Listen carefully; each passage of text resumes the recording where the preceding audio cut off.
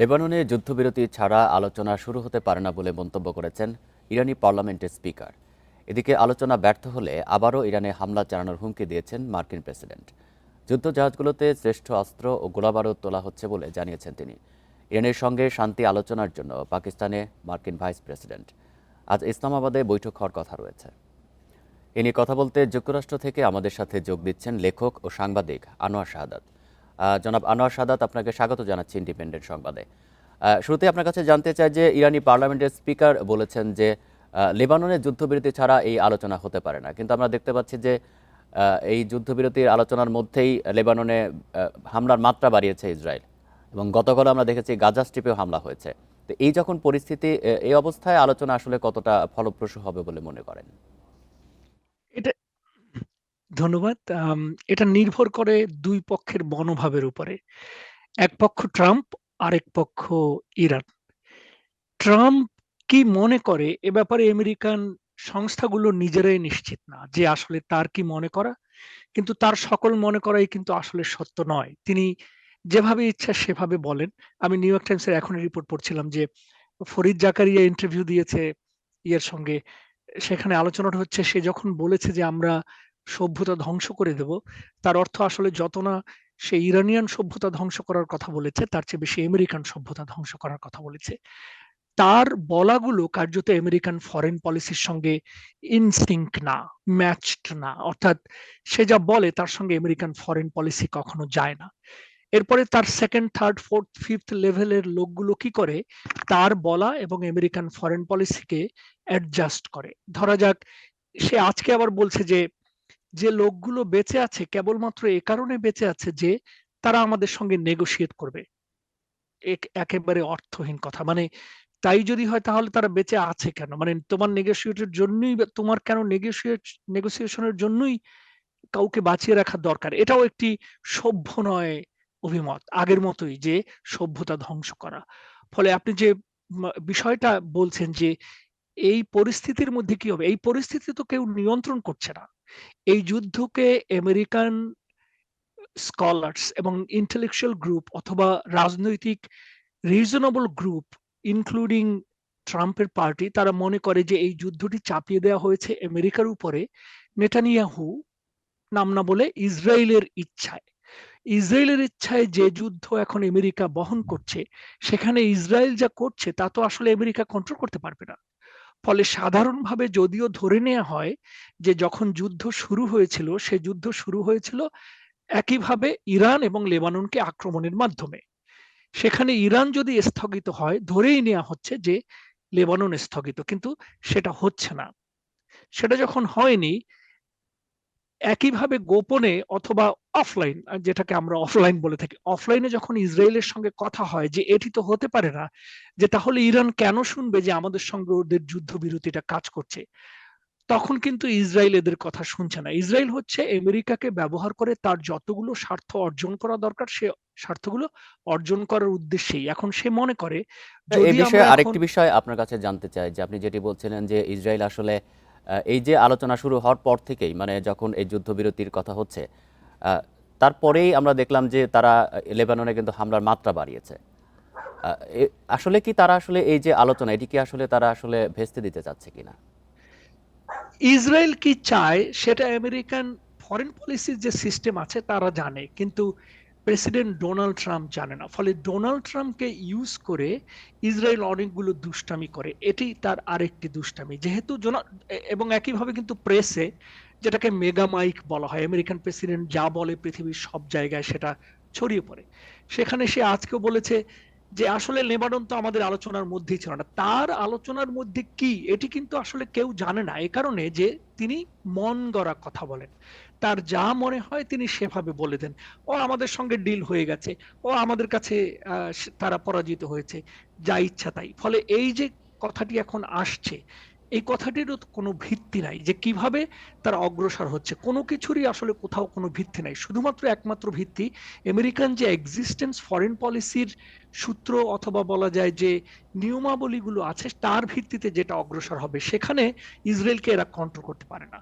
এবং যে কারণে আমি মনে করি যে ইসরায়েল এখানে কোনো ইস্যু হবে না, লেবাননও কোনো ইস্যু হবে না। এর মধ্যে পাকিস্তান এবং ধরেন আমি আসলে এখনই জং এবং ডন পড়ছিলাম, তো সেখানে অলরেডি স্পিকার এবং ফরেন মিনিস্টার পৌঁছেছে, এখান থেকে জেডি ভেন্স এবং জেডি ভেন্সের টিম যাচ্ছে। তাদের মধ্যে আগে যে মিনিটগুলো নির্ধারিত হবে সেই মিনিটে কথা হবে, সেই মিনিটের মধ্যে প্রেসিডেন্ট এরশাদ যা, সরি আই এম সরি, আমি এরশাদ বলছি, আমার একটা সময় প্রেসিডেন্ট এরশাদের সময় আমি সাংবাদিকতা করতাম, সেটা শিখেছি। ডোনাল্ড ট্রাম্প যা বলছে তার সঙ্গে এর কোনো সম্পর্ক নাই। ডোনাল্ড ট্রাম্প এবং আমেরিকা অথবা আমেরিকান ফরেন পলিসি এবং ডোনাল্ড ট্রাম্প এর সঙ্গে কোনো সম্পর্ক নাই। ওনার যা ইচ্ছে উনি তাই হয়তো বলবেন, কিন্তু যে সিদ্ধান্ত হবে সেটি হবে ফরেন পলিসি অনুযায়ী, যেটা ভেন্স রিপ্রেজেন্ট করবে। এবং ভেন্স যেটা মেসেজ পাঠাবে ওয়াশিংটনে, তার ভিত্তিতে যেটা বলা হবে গভর্নমেন্টের সোর্সে সেটি সংবাদ, কিন্তু ডোনাল্ড ট্রাম্প যা বলবে তার কোনো অর্থ নেই। আরেকটি বিষয় একটু আপনার কাছে জানতে চাই যে যে 10 দফা ইরান দিয়েছে, যেটির উপর আলোচনা হচ্ছে, জেডি ভ্যান্সও বলেছে যে এই 10 দফার উপরে আলোচনা হচ্ছে, কিন্তু যে দাবিগুলো 10 দফায় রয়েছে সেটি আসলে পুরোপুরি আসলে বাস্তবায়ন করা মার্কিন যুক্তরাষ্ট্রের জন্য কতটা সহজ হবে? বিশেষ করে মার্কিন মধ্যপ্রাচ্য থেকে যুক্তরাষ্ট্র, তাদেরকে সরে যেতে হবে, এরকম একটা পয়েন্টও সেখানে রয়েছে। মধ্যপ্রাচ্য পুরোটা এখন আমেরিকান দখলে। মানে খুব সত্যি করে নির্মম সত্য হচ্ছে, ইরান বাদে এমন কোনো ভূমি নাই যে ভূমিতে সম্পূর্ণ আমেরিকান নিয়ন্ত্রণ নাই। যে ভূমিতে তার নিয়ন্ত্রণ নাই সে ভূমিতে সে মনে করে তার তার নিয়ন্ত্রণ না থাকলে কোনো অসুবিধা নেই। ফলে যদি এই শর্তটা হয়ে থাকে, যদি মানে আমি জানি, আমি পড়েছি যে এই শর্তটি অর্থহীন, তারা জানে এই শর্তটি আসলে just bargaining point, it's not really they mean it, they know that. তারা যেদিকেই বোমা ছুড়বে সেটা আমেরিকার গায়ে পড়বে। অর্থাৎ ইরান থেকে চারদিকে সে যখন বোমাগুলো ছুড়েছে, যে কোনো জায়গায় পড়লেই ওটা বলা হবে আমেরিকার উপর, কারণ আমেরিকান সৈন্য নেই এমন কোনো দেশ নেই। ধরা যাক ইয়েমেনে নেই, কিন্তু ইয়েমেনে নেই এই কারণে যে ইয়েমেনে সবচেয়ে দরিদ্র দেশ এবং ওর কোনো সম্পদ নেই এবং সম্পত্তি নেই, যে কারণে আমেরিকার ওখানে আগ্রহ বা উৎসাহ নেই। ফলে ওই যে বলেছে যে 10 দফার ভেতরে যে তাদের মধ্যপ্রাচ্য থেকে সরে যেতে হবে, এর কোনো অর্থ নাই। টোটাল মধ্যপ্রাচ্যটা আসলে কার্যত এখন আমেরিকার দখলে, এবং যেখানে যতটুকু দ্বিমত এবং বিরোধ আছে সেই বিরোধগুলো আমেরিকা ইসরায়েলকে দিয়ে শোধ গ্রহণ করে বা আক্রমণ করে, অথবা বার্গেনিং একটি পয়েন্ট হিসেবে ইসরায়েলকে ব্যবহার করে অথবা রাখা হয়েছে। ফলে আমি মনে করি না আপনার প্রশ্নের ওই উত্তর হচ্ছে প্রশ্নই আসে না। ওই 10 দফার ওই বিশেষ দাবি যে মধ্যপ্রাচ্য থেকে সরে যাবে না, শুধু তাই না, আপনাকে বলি, কোনো কারণে যদি এইটার পজ আসে আবার 2 সপ্তাহের জন্য বা 3 সপ্তাহের জন্য, এবং মনে করা হয় যে ইরানের কথা শুনছে না, তাহলে ওই দ্বীপ ওরা দখল করে নেবে, যে দ্বীপ থেকে স্ট্রেইট অফ হরমুজ তারা কন্ট্রোল করবে এবং হোল মিডল ইস্টের অয়েল তারা কন্ট্রোল করবে ওখান থেকে। এবং এটা প্রায় নিশ্চিত যে ট্রাম্প এটা করে রেখেছে। শুধুমাত্র ন্যাটো এবং আমেরিকান যে ইনস্টিটিউশনগুলো আছে, ইনস্টিটিউশনগুলো কিন্তু ট্রাম্পের সঙ্গে একমত নয়। আমেরিকান স্কলাররা একমত নয়, আমেরিকান ফরেন পলিসির অন্যান্য প্রায় কোনো কিছুই একমত নয়। ফলে সে হয়তো পারবে না ও কারণে, কিন্তু ডিজাইনটা হচ্ছে ওই দ্বীপ দখল করবে প্রথমে এবং এরপরে যেখানে যতটুকু তেলের এরিয়া সেটা দখল করবে।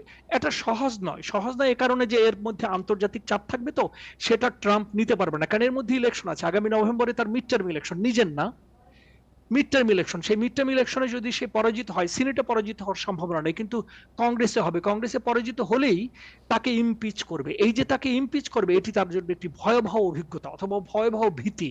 তাকে টোটালি ক্ষমতা থেকে সরানো যাবে না, কিন্তু সে এটা চায় না এবং এটি প্রায় নিশ্চিত। কিছুদিন আগে সে কিন্তু কংগ্রেসে গিয়ে বলেছে যে ওরা যদি জয়ী হয় মধ্যবর্তী নির্বাচনে তাহলে আমাকে ওরা ইমপিচ করবে। ইয়েস, এবং এখন মনে হচ্ছে জয়ী হবে আজকে পর্যন্ত।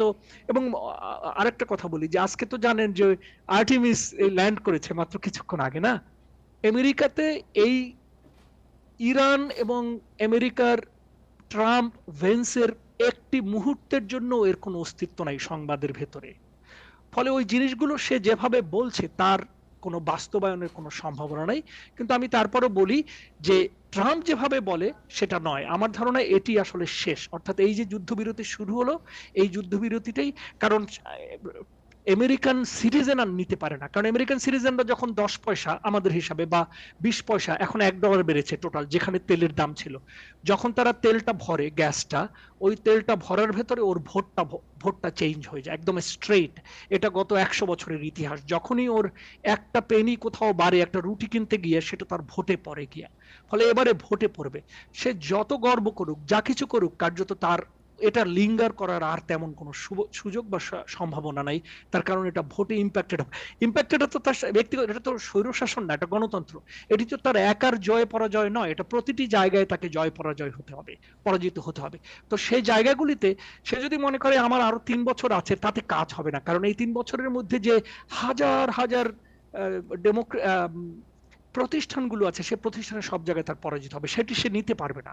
অর্থাৎ সে নিতে পারবে না এই অর্থে যে এটি আমেরিকান গণতান্ত্রিক পদ্ধতি নয়, তার তার পক্ষে মানে ন্যায় যে আসলে সম্ভব না। আলোচনা এই যুদ্ধবন্ধের উদ্যোগ শুরু হচ্ছে বা শুরু হবে, সেটি থেকে আসলে যে একদম ভালো ফলাফল বা সমাধান একদমই হয়ে যাচ্ছে সেটি আসলে আশা করা যাচ্ছে না।